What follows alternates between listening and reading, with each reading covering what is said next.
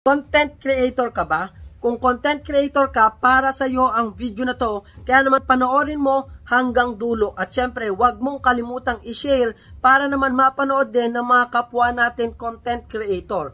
So mga lord, if ever man po na kayo ay nag-scroll sa inyong feed, nakapanood po kayo ng video ng ating kapwa content creator, mag-react ka na dyan, mag-iwan ka na din ng comment dyan. At syempre, mas maganda, i-share mo na din po ang video ng kapwa natin content creator dahil napakalaki po ang maitutulong nito sa kanila, lalong-lalo na po yung mga nagsisimula pa lang.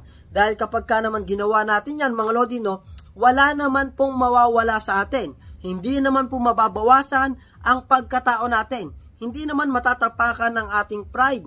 Hindi naman mababawasan kung tayo man ay merong kayamanan. Wala pong makakaapekto sa atin yan, kundi sa halip, malaki ang maitutulong nito sa ating mga kapwa content creator. At ito mga lodino, kapag ka po ginawa natin lahat ito, ay makakapagtulungan po tayo.